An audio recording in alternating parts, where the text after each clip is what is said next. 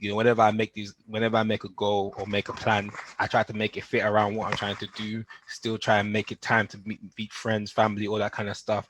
I timetable it. Even, for example, with work, I've planned out my annual leave for the whole year to make sure that I don't go too long without a break, just to make sure that I'm putting myself to be sustainable in what I'm doing. Even with Tixon, it's like, okay, I space it out so that, even if I'm doing a lot of this stuff, I know that I don't just burn out, or at least there's a day for me to rest, or there's a day for me to get back, or I put it in consistently, not trying to do every day, not trying to do, even if you have the energy, you want to do everything, you kind of slow yourself down. So when you're trying to do your goals and stuff like that, it's very important to try to make them sustainable.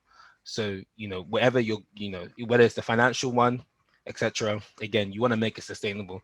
Even, for example, now that you've not you spent most of the money that you saved before, the way to get back to it isn't to be like, okay, now I'm going to now be eating beans and toast. Okay, it's not the way to go. It's not the way to go. Like, trust me, like, I save consistently, but I've saved more than a lot of people who earn more than me. Mm-hmm. But it's just about the sheer consistency of how I've been saving. Mm-hmm. Yeah, that's how I mean. So, you said have you read The Richest Man of Babylon? Part of it. So you know about the concept of pay yourself first. Yes. So the first 10% of your salary should go into your savings.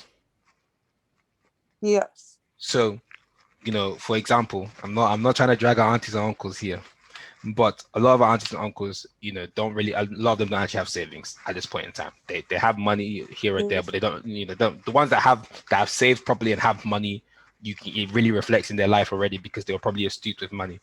But for most of our aunties, they just weren't educated on it. But for a lot of them, they what's it called, always gave tithe every month, gave their 10% to church, gave their 10% to the pastor, everything. Now, if they'd done the same thing for themselves alongside it, so 20%, 10% to their savings, 10% to that, a lot of our aunts and uncles wouldn't be stressed right now. Yeah. But it's the sheer consistency of what you're trying to do. So it's about making your goals achievable. So, so when it comes to you coming back into your finances, again, making all these things achievable for yourself, you kind of need to step back. Like, you need to just really, because especially all of this thing is about bringing back discipline ultimately. But then discipline is not something you're going to wake up tomorrow and get. Yeah. Because that's the reason why, first of all, you need to understand why you didn't have discipline in the first place. So, for example, if I was doing this with somebody, if they don't have a budget, then I'll ask them to show me what's it called, their last 3 months of their bank statement, or what do they spend money on the most. For some people, they may say food, they may say clothes, and whatever. Now, for some people, for example, I know someone personally, she likes to she likes to buy stuff on ASOS. Half the things she's buying on ASOS, she's not even wearing. But it's whenever she's kind of a little bit stressed, or what's it called, or she has a little bit of anxiety, then what she does around that time is, what's it called, go buy clothes. For somebody else, is whenever she's stressed, that's when she goes and buys food. And so you can now do the connection of, your problem isn't about you spending loads of money on food or spending money on loads on clothes. It's you're just, you have anxiety. So the issue is deal with what's giving you anxiety, whether that means you giving breaks. For somebody else, it might be bored. If you're bored that much, go and see friends, go and have a hobby. But then you have to deal with the laziness of, you don't want to leave your room. So go and try and do something else. So about solving your problems to give you more discipline is kind of like holistically looking at what it is. So if you're going to start budgeting, I would say for you, first thing you need to do is probably look at how you spent your money in the last 3 months. And, Yeah. because the thing I like to tell everybody is that everybody has a budget. Regardless of whether you think you have a budget or you don't think you have a budget, most people spend their money around the same way every month. There's kind of like, it's peaks and troughs if there's like, new birthdays or motives or stuff like that, but you can kind of trend out how they spend their money. And so everybody has a budget. The question is, are you in control, or is it in control of you?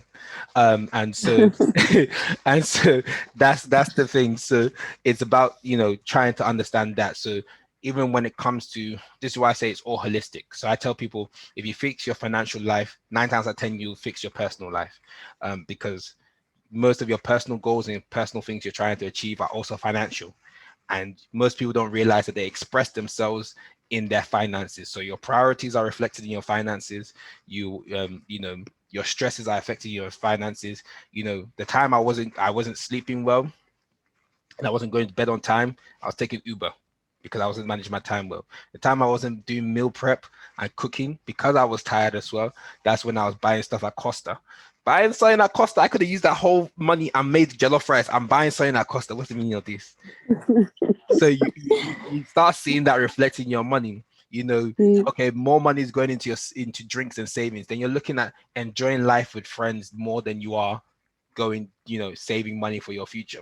Now, again, some people conflate, oh, does that mean I shouldn't enjoy time with my friends? No, you can chill. You guys can have a games night. You can come and watch a movie. You can go to the park. You can have a picnic. Then go to, like, you can now change the alternative of what you're doing while keeping the same activity. You know, Mm-hmm. you can go to work, but maybe if, depending on where you are, instead of Ubering to work, you might need to take the train or you might need to take the bus. Maybe it's 30 minutes longer, but you save £10 in a week, £50 in a month. But it's an hour, it's 30 minutes longer. Okay, cool. Replace that 30 minutes time into your reading time. Boom. Mm-hmm. The time doesn't feel wasted because you're now doing two things. Even though you now need to wake up earlier, you're doing something that maybe you would have done in the evening. So how you change your life around a bit more in order to facilitate a budget is very important. Now, so